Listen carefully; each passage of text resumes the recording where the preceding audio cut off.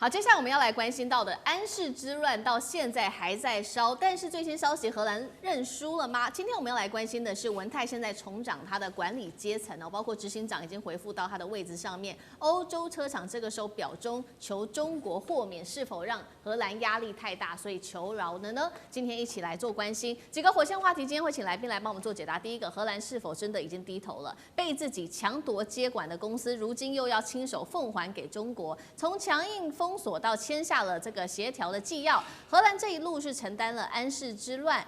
承认了安氏之乱，它全面败北吗？第二件事情是，真的是这样子吗？因为我们看到安氏目前在人事上面是已经解决了，但是在股权上面的问题还没有被解决。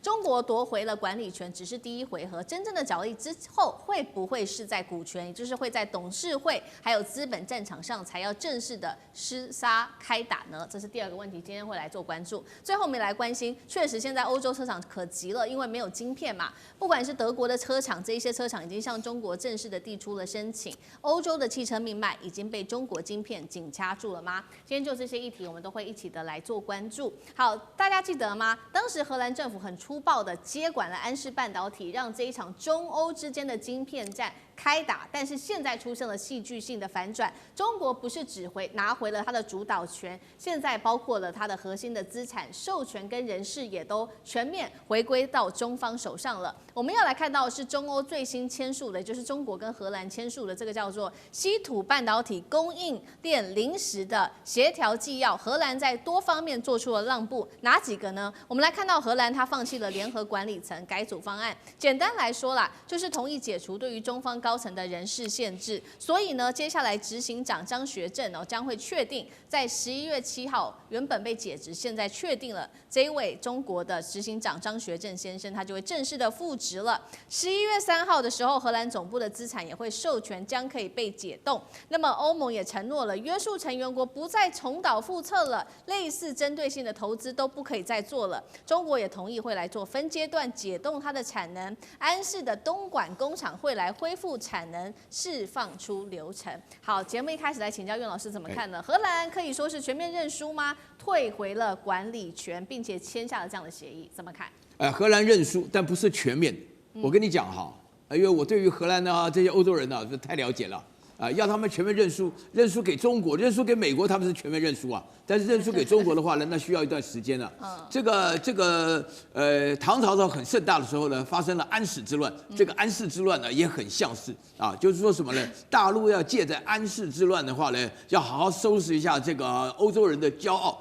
莫名其妙的自大，以及的话呢，对中国予取予求啊。前一阵子的话呢，那个德国的外交部长也是莫名其妙的搞那个麦克风外交啊，就讲我要来中国之前的话，你们对台湾绝对不可以武力。一讲的话，你不用来，你滚你们啊，差点就骂起来了啊。这个就是大陆态度，要借着安史之乱来一场这个安史之乱，就是说你发觉欧洲本身在中国人地位就完全垮下，这是个重点啊。你这边讲到几个重点的话呢，我觉得有3个重点是非常重要的。第一个的话呢，原来在大陆啊，就是说是文泰在并购荷兰安氏的时候啊，就是大陆会觉得说你的总部设在荷兰，听起来比较有面子一点啊，没有把它直接买断。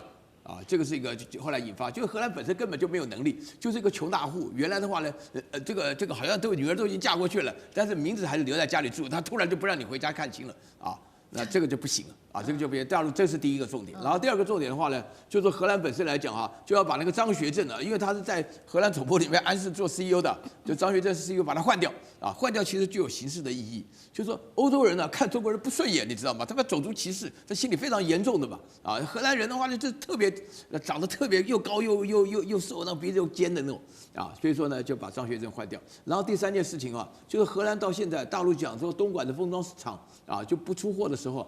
他马上也讲说，寄出来芯片不给你，不给你封装什么的，态度很强硬。但是呢，现在里面得到一个非常重要的关键大家都了解说，第一个，你这个东莞里面这个800亿片应该800亿片的芯片不出口，整个世界尤其是德国的汽车要停顿。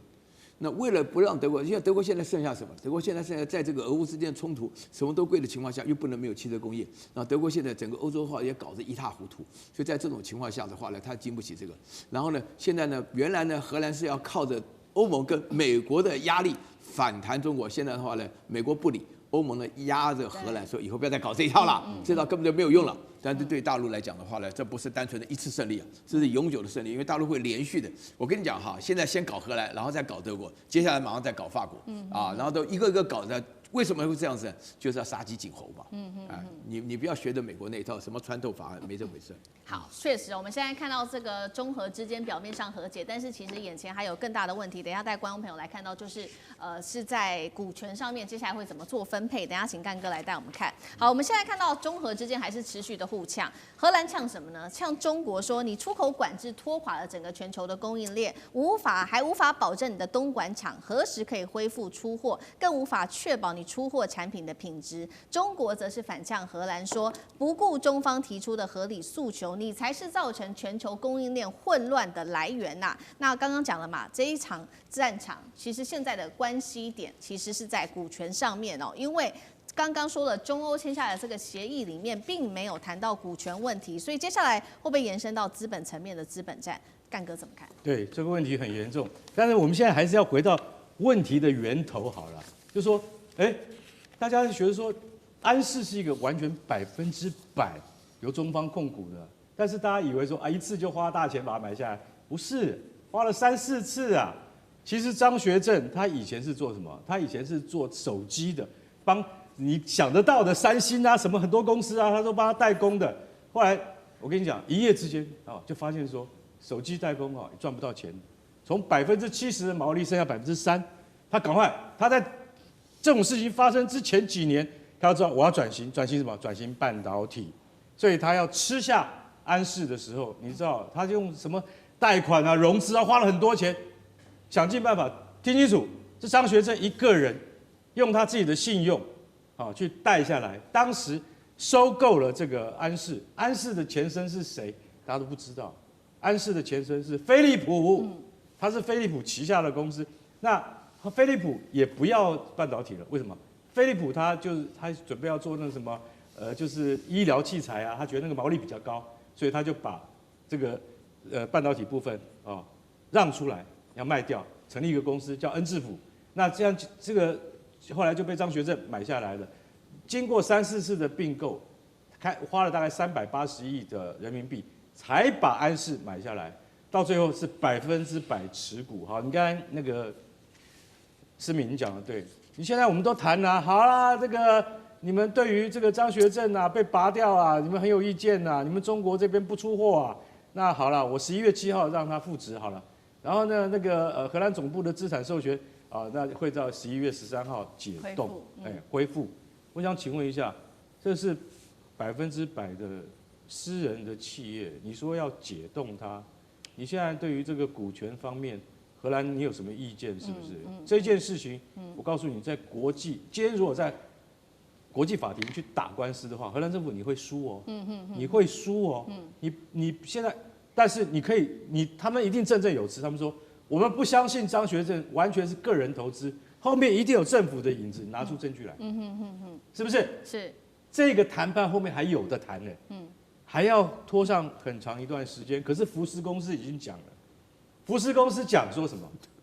福斯汽车说，我的汽车，我跟你讲，我想请问你一下，我们这些逻辑晶片一个有时候只要几分钱呢，那个几分钱美金而已。你现在叫我突然换一个供应商，我去哪里换？我去哪里找？我已经在找了，可是我现在马上找到可以替代安士的公司，没有这么快。没错，对于这个晶片，他们现在的库存量还有26周，你知道，如果没有26周，我跟你讲，福斯一定倒，现在就倒给你看。为什么？因为它一定有这么长的存量，不然它每天要生产几千辆汽车，它怎么顶得住？现在根本心脏一直在跳，为什么？26周好像很久，马上就到了，安士还是不多管厂还是不出货的话，会倒的，不是只有福斯会倒而已 ，BMW、宾士都跟着一样啊。对，所以这个都是一个很大的问题。我觉得在股权这个问题上面，我觉得荷兰政府脑筋还是没有搞清楚。中国政府会打国际官司跟你打的，我跟你讲，你必输无疑。